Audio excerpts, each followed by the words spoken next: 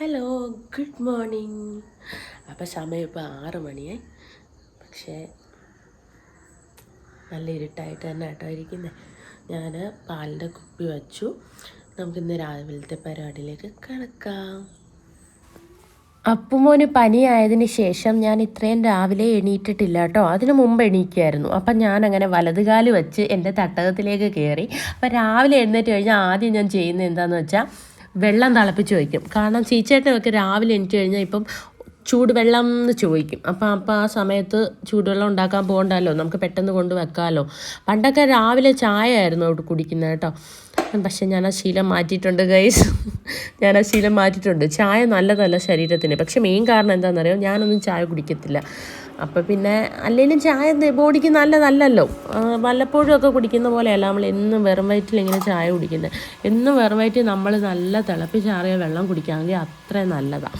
അപ്പം ഞാൻ ഓരോ ദിവസവും ഓരോ ഇലയിട്ടാണ് വെള്ളം തിളപ്പിക്കുന്നത്. ചിലപ്പോൾ പേരയിലയിടും, ചിലപ്പോൾ ഇപ്പം തുളസി ഇലയിടും, ചിലപ്പം ഉലുവയിടും, ജീരകമിടും. അങ്ങനെ എനിക്ക് എന്താണോ ഇഷ്ടം അങ്ങനെ ഇടും. പക്ഷേ എനിക്ക് കൂടുതൽ ഇഷ്ടം തുളസി ഇലയാണ്. അപ്പോൾ ഇന്നലത്തെ കുറച്ച് ചോറ് ബാക്കി ഇരിപ്പുണ്ടായിരുന്നു. അത് തിളപ്പിച്ചൂറ്റി വയ്ക്കാം. ഇന്ന് ചോറ് കൊണ്ടുപോകണം ചീച്ചേട്ടനൊക്കെ. അപ്പോൾ ഇന്ന് 9 മണിയാകുമ്പോൾ പോകണം. 9 മണിക്കാണ് ഡ്യൂട്ടി. 8 മണിയാകുമ്പോൾ പോകണം. അപ്പം നമുക്ക് ബീട്രൂട്ട് ഞാൻ നേരത്തെ അരിഞ്ഞു വെച്ചിട്ടുണ്ട്.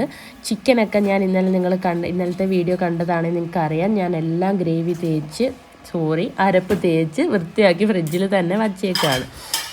അപ്പോൾ കമൻസിലൊക്കെ കണ്ടു ഭയങ്കര ബോറാണ് സംസാരം എന്നും എല്ലാം. ഞാൻ ഇതിൽ തുടക്കമല്ലേ, അപ്പോൾ അതിൻ്റേതായ തെറ്റുകുറ്റങ്ങളൊക്കെ കാണുമായിരിക്കും. അങ്ങ് ക്ഷമിച്ചേക്കുന്നേ, തുടക്കമായോണ്ടല്ലേ. നമുക്ക് വരുന്ന വീഡിയോയിൽ ബെറ്റർ ആക്കാം. അപ്പോൾ നമുക്ക് ചിക്കൻ വറുത്തതും ബീട്രൂട്ട് തോരനും, പിന്നെ നമുക്കൊരു ഒഴിച്ചുകറി ഉണ്ടാക്കണം. മീൻ നമുക്ക് വെക്കണം. സാമ്പാറുണ്ട്. പിന്നെ നമ്മുടെ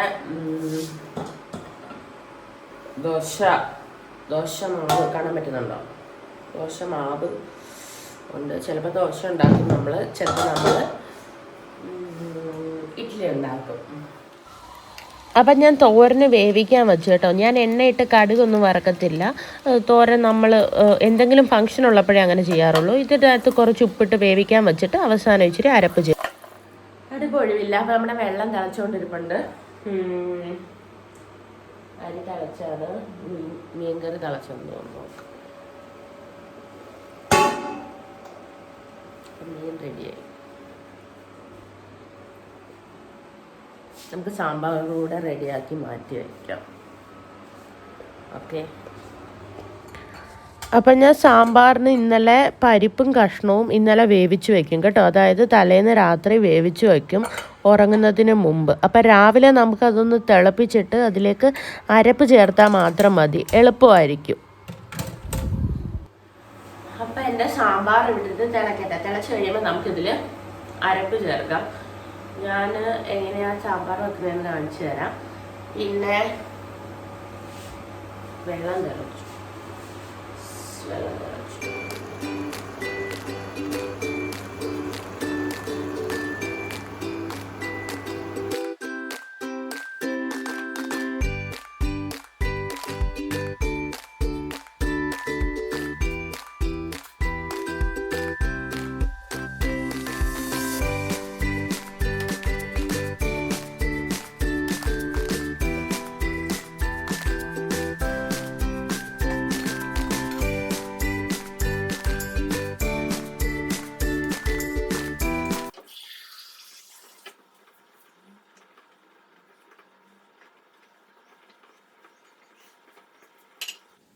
അപ്പം 2-3 ദിവസത്തിന് ശേഷം സത്യം പറഞ്ഞാൽ ഇന്നലെ നന്നായിട്ടൊന്ന് ഉറങ്ങി കേട്ടോ.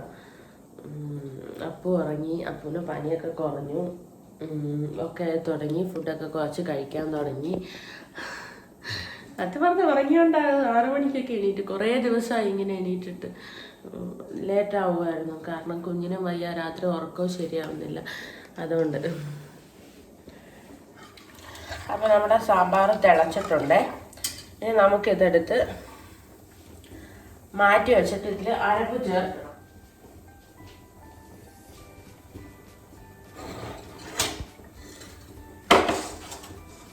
ഇപ്പം അതിൽ ഞാൻ അരപ്പൊന്നും ചേർത്തിട്ടില്ല.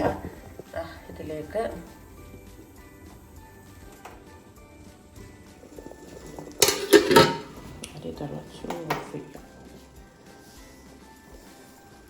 അപ്പോൾ സാമ്പാറിന് നമുക്ക് കടുകൊക്കെ പൊട്ടിക്കണം, അരപ്പ് ചേർക്കണം. അപ്പോൾ ഞാൻ ചെറിയ ഈ കടുക് പൊട്ടിക്കുന്ന പാത്രം എടുക്കുന്നത് കേട്ടോ. അപ്പോൾ ഇതെടുത്തിട്ട് ഇതിലേക്ക് കുറച്ച് എണ്ണ ഒഴിക്കും. എണ്ണ ചൂടാവുമ്പോൾ കടുകിടും, എല്ലാവരും ചെയ്യുന്ന പോലെ. എന്നിട്ട് 1 ടീസ്പൂൺ മുളക് പൊടി, 2 ടീസ്പൂൺ മല്ലിപ്പൊടി, കുറച്ച് ഉലുവാപ്പൊടി, മഞ്ഞൾപ്പൊടി, ഇതെല്ലാം കൂടെ ഒന്ന് മൂപ്പിച്ചെടുക്കും. കരിഞ്ഞു പോകാതെ നോക്കിക്കോണം. മൂപ്പിച്ചെടുത്തിട്ട് ഈ അരപ്പ് നമ്മുടെ സാമ്പാറിലേക്ക് ചേർക്കും.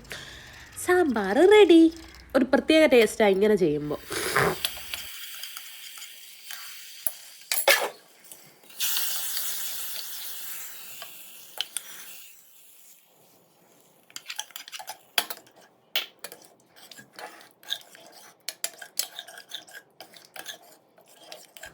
ഫോണിൽ സാമ്പാറിന് ഇത്തിരി നിറം കുറവാണ് കാണിക്കുന്നത്. ഇതിലും കുറച്ചുകൂടെ നിറമുണ്ട് കേട്ടോ. പിന്നെ മുളക് പൊടി കുറച്ചിട്ടേക്കുന്ന കുഞ്ഞിനൊക്കെ കഴിക്കാൻ വേണ്ടിയാണ്. അപ്പം നമ്മുടെ രുചികരമായ സാമ്പാർ റെഡി. എന്നിട്ട് അവസാനം ഞാൻ കുറച്ച് നമ്മുടെ എൻ്റെ പേര് മറന്നുപോയല്ലോ, കായം ചേർക്കണം കേട്ടോ. അപ്പം നമ്മൾ സാമ്പാർ ഉണ്ടാക്കി കഴിഞ്ഞു. തോരൻ അടുപ്പത്തിരിക്കുകയാണ്. അരപ്പിടണം. പിന്നെ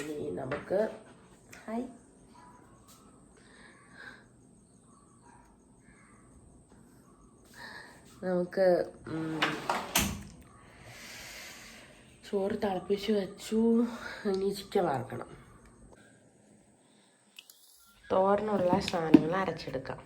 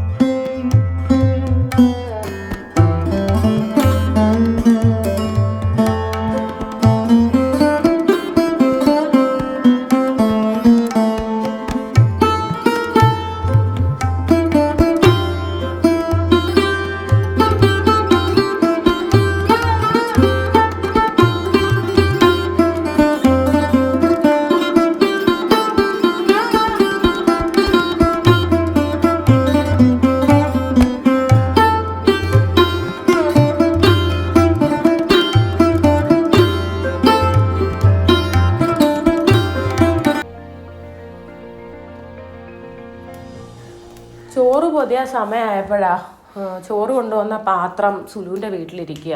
അപ്പോൾ അവരവിടെ ഇല്ല. അപ്പോൾ പിന്നെ ഞാൻ അപ്പുറത്ത് പോയി ഒരു വാഴയിലയൊക്കെ മുറിച്ചുകൊണ്ട് വന്ന് അത് വാട്ടി അതിലിന്ന് ചോറ് കൊടുത്തു വിടാമെന്ന് വിചാരിച്ച്. പിന്നെ നമുക്ക് ഇന്നിനി വേറെ പണികളൊന്നുമില്ല. അടുക്കളപ്പണിയൊക്കെ ഏകദേശം കഴിഞ്ഞു. ഇനിയിപ്പോൾ നമുക്ക് അപ്പൂൻ്റെ കാര്യങ്ങൾ മാത്രം നോക്കിയാൽ മതി. പിന്നെ തൂത്തും തുടപ്പും അങ്ങനെ തുണി കഴുകൽ അങ്ങനെയുള്ള കാര്യങ്ങൾ മാത്രമേ ഉള്ളൂ. എനിക്ക് വാഴയിലയിൽ ഞാൻ വെറുതെ വീട്ടിൽ ഇരിക്കുമ്പം ചുമ്മാ പണ്ടൊക്കെ അങ്ങനെ ആയിരുന്നു, പോയി വാഴയില വെട്ടിയിട്ട് അതിൽ ചോറ് പൊതിഞ്ഞ് വച്ചേക്കും. എന്നിട്ട് ഉച്ചയാകുമ്പോൾ അതിൽ നിന്ന് എടുത്ത് കഴിക്കും.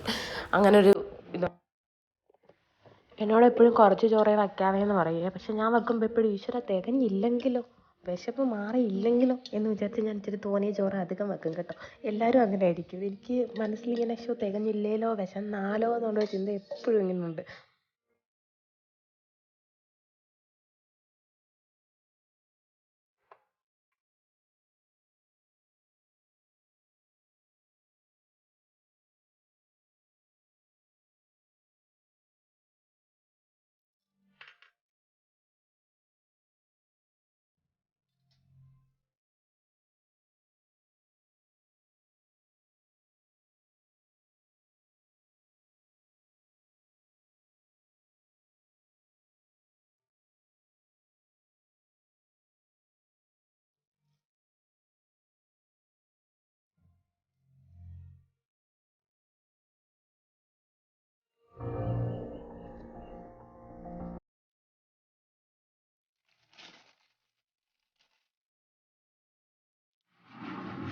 അപ്പം ഞാൻ ഗേറ്റ് തുറന്നിട്ട് അപ്പോൾ കുപ്പിയിൽ വെള്ളം എടുത്ത് വെക്കാൻ മറന്നുപോയായിരുന്നു. അപ്പം ഞാൻ വെള്ളം കുപ്പി കഴുകി വെള്ളം എടുത്തിട്ടൂടെ വന്ന് നമുക്ക് പറഞ്ഞു വിടാം.